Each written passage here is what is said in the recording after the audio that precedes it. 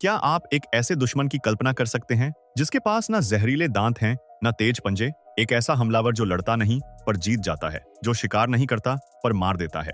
एक ऐसी तबाही जो एक पल में नहीं आती, बल्कि एक धीमी, शांत लहर की तरह सालों तक धीरे धीरे आपके पूरे देश को अंदर से खोखला कर देती है। ये कहानी है ऑस्ट्रेलिया की सबसे बड़ी गलती की। एक ऐसी भूल जिसकी शुरुआत हुई थी सिर्फ 102 मासूम दिखने वाले मेंढकों से, और आज उन्हीं 102 की औलाद 200 मिलियन से ज्यादा हो चुकी है। ये आबादी ऑस्ट्रेलिया की इंसानी आबादी से 8 गुना ज्यादा है। ये एक ऐसा जैविक हमला है जिसने एक पूरे महाद्वीप के कुदरती माहौल को घुटनों पर ला दिया है और बड़े से बड़े मगरमच्छों को भी मौत की नींद सुला दिया है। ये एक ऐसी जंग है जिसे अब हथियारों से नहीं, विज्ञान और सब्र से लड़ा जा रहा है। आइए देखते हैं कि कैसे एक छोटा सा उपाय एक सदी की सबसे बड़ी समस्या बन गया। लेकिन आगे बढ़ने से पहले आपसे एक छोटा सा निवेदन है। अगर आप हमारे चैनल पर नए हैं तो इसे कृपया सब्सक्राइब जरूर कर लीजिए, और अगर वीडियो अच्छा लगे तो लाइक करना मत भूलिएगा। एक छोटी सी गलती, एक सदी का पछतावा। बात है 1900 के दशक की शुरुआत की। ऑस्ट्रेलिया के क्वींसलैंड में गन्ने की खेती सिर्फ एक फसल नहीं थी, बल्कि उस इलाके की अर्थव्यवस्था की रीढ़ की हड्डी थी।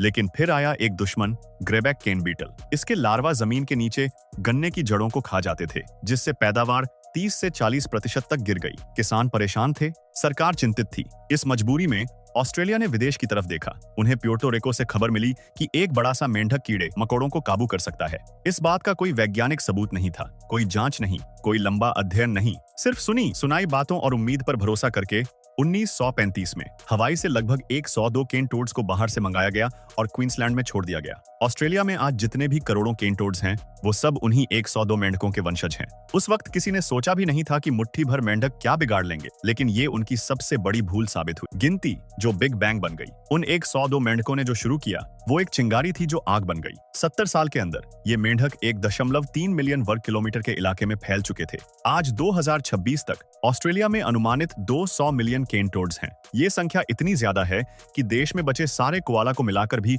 उनसे 20 गुना कम है। लेकिन इनकी समस्या सिर्फ इनकी गिनती नहीं है, समस्या है इनका हथियार। एक ऐसा हथियार जो इनके जिस्म के हर एक कण में बसा है, जहर का चलता फिरता जखीरा। केन टोड्स सिर्फ बाहर से आई एक प्रजाति नहीं है, वो रासायनिक हथियारों से लैस हैं। अपने असली देश दक्षिण अमेरिका में भी ये दुनिया के सबसे जहरीले जल थल के जीवों में गिने जाते हैं। फर्क बस इतना है कि वहाँ के शिकारी जानवर इनके साथ ही विकसित हुए हैं, उन्हें पता है कि इन्हें नहीं खाना है। लेकिन ऑस्ट्रेलिया के वन्य जीवों को ये सबक सीखने का मौका ही नहीं मिला। इन मेंढकों के सिर के ठीक पीछे 2 बड़ी पैरोटिड ग्रंथियां होती हैं, जिनसे निकलता है बफोटॉक्सिन। ये कोई मामूली जहर नहीं है, ये दिल, नसों और खून की नलियों पर असर करने वाले जहरों का एक जानलेवा मिश्रण है। इसका असर तेजी से होता है। एक कुत्ता सिर्फ इसे छाटने भर से 1 घंटे के अंदर मर सकता है। एक 15 से 20 सेंटीमीटर का मेंढक अपने अंदर इतना जहर रखता है कि वो एक बड़े से मीठे पानी के मगरमच्छ को मार सकता है, और ये हादसे बार बार उत्तरी क्षेत्र में दर्ज किए गए हैं। सबसे डरावनी बात यह है कि ये जहर इनकी जिंदगी के हर पड़ाव में मौजूद है। इनके अंडों में, इनके बच्चों में और बड़ों में। मछलियां इनके अंडे खाकर मर जाती हैं। ऑस्ट्रेलिया के असली मेंढक इनके बच्चों को खाकर मर जाते हैं। मॉनिटर लिजार्ड और सांप जैसे शिकारी बड़े मेंढकों को निगलने के बाद कुछ ही मिनट में दम तोड़ देते हैं। मौत का सन्नाटा, कुदरती संतुलन का टूटना, ये शिकार नहीं था, ये पूरे कुदरती माहौल में धीरे धीरे जहर फैलाना था। इसका अंजाम भयानक हुआ।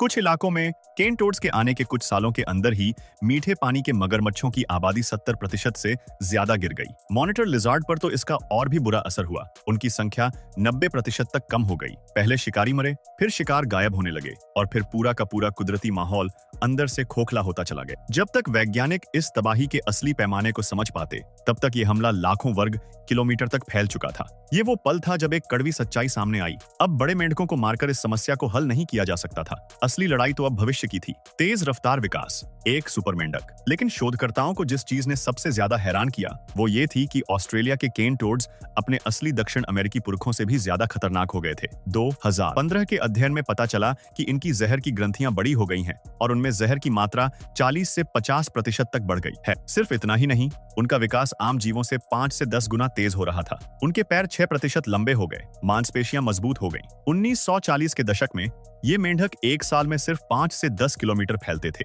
2010 तक ये रफ्तार बढ़कर 40 से 60 किलोमीटर प्रतिवर्ष हो गई। उन्होंने किसी जल थल जीव द्वारा जमीन पर फैलने का विश्व कीर्तिमान बना दिया। ये सिर्फ खुद को ढालना नहीं था, ये रफ्तार पकड़ना था। ये मेंढक एक सुपर हमलावर बन रहे थे।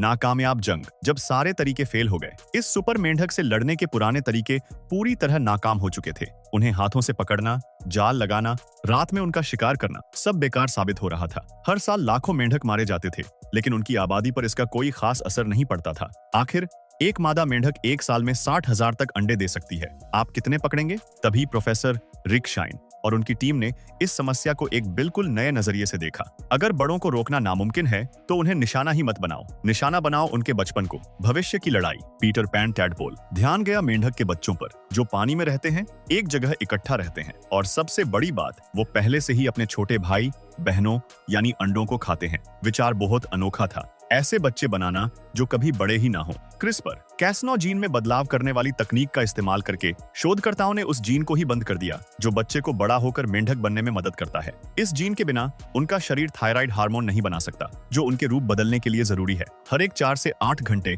पुराने भ्रूण में हाथ से सुई लगानी पड़ती थी। नतीजा हैरान करने वाला था। शोधकर्ताओं ने इन्हें पीटर पैन टैडपोल नाम दिया। ऐसे बच्चे जो कभी बड़े नहीं होंगे, कभी पानी से बाहर नहीं आएंगे, कभी अपनी वंशबेल नहीं बढ़ाएंगे और अपनी पूरी जिंदगी सिर्फ केन टोड के अंडों को खाते हुए बिताएंगे और फिर बिना अपनी पीढ़ी आगे बढ़ाए मर जाएंगे। फिलहाल इसके सारे परीक्षण बंद तालाबों में चल रहे हैं। ऑस्ट्रेलिया 1935 वाली गलती दोहराना नहीं चाहता। लड़ाई के नए हथियार। लेकिन जंग सिर्फ एक मोर्चे पर नहीं लड़ी जा रही, कई और तरीके भी इस्तेमाल हो रहे हैं। फेरोमोन जाल एक चालाक तरीका। शोधकर्ताओं ने मेंढक के अंडों से निकलने वाली खास गंध की नकल की और उसे जाल में लगा दिया। ये गंध दूसरे बच्चों को अपनी तरफ खींचती है। एक परीक्षण में एक छोटे से तालाब में लगे एक जाल ने 1 हफ्ते से भी कम समय में 40,000 से ज्यादा बच्चों को अपनी तरफ खींचकर पकड़ लिया। कुदरत का साथ। ऑस्ट्रेलिया की असली मीट चींटियां भी इस जंग में सिपाही बन गई हैं। जब छोटे छोटे मेंढक पहली बार पानी से बाहर निकलते हैं तो वो कमजोर होते हैं, उनकी त्वचा पतली होती है और वो धीरे चलते हैं। यही वो वक्त होता है जब ये चींटियां उन पर हमला कर देती हैं। कुछ इलाकों में 90% तक नए मेंढक पहले कुछ दिनों में ही इन चींटियों का शिकार बन जाते हैं। शिकारियों को नई आदत सिखाना। जिन मीठे पानी के मगरमच्छों को इन मेंढकों ने मारा था, अब उन्हीं को बचाने का प्रशिक्षण दिया जा रहा है। उन्हें एक खास किस्म का चारा खिलाया जाता है जिसे खाकर वो बीमार महसूस करते हैं। इससे उनके दिमाग में ये बात बैठ जाती है कि मेंढक जैसी दिखने वाली चीज को नहीं खाना है। इस प्रशिक्षण से मगरमच्छों की मौत लगभग शून्य हो गई है। ढांचे से जुड़े उपाय। कई इलाकों में खेतों में जानवरों के पानी पीने की जगह को इस तरह बनाया जा रहा है कि वो कुछ समय के लिए पूरी तरह सूख जाए। केन टोड्स बिना पानी के जिंदा नहीं रह सकते, इससे उनका आगे फैलना रुक जाता है। हिंदुस्तान के लिए एक सबक। ऑस्ट्रेलिया की ये कहानी हमारे देश के लिए भी एक बड़ा सबक है। अक्सर हम एक समस्या को जल्दी से सुलझाने के चक्कर में बाहर से कोई नया पौधा या जीव ले आते हैं। हम सोचते हैं कि इससे हमारी फसल बच जाएगी या मच्छर कम हो जाएंगे, लेकिन हम उसके लंबे समय के असर के बारे में नहीं सोचते। हमारे यहाँ भी कई ऐसी बाहरी प्रजातियां हैं जिन्होंने हमारी झीलों और तालाबों को जाम कर दिया है, हमारी असली मछलियों को खत्म कर दिया है या हमारी जमीन को बंजर बना दिया है। ऑस्ट्रेलिया की गलती हमें सिखाती है कि कुदरत के बने तंत्र में बाहर से दखलंदाजी करना कितना खतरनाक हो सकता है। एक जल्दी वाला उपाय सदियों का पछतावा दे सकता है। सब्र का इम्तिहान। आगे का रास्ता। कोई एक उपाय इस जंग को नहीं जिता पाएगा। ये लड़ाई सटीकता, सब्र और विज्ञान के साथ मिलकर लड़ी जाएगी। ये कहानी हमें याद दिलाती है कि इंसान की एक छोटी सी गलती कुदरत के लिए एक नासूर बन सकती है।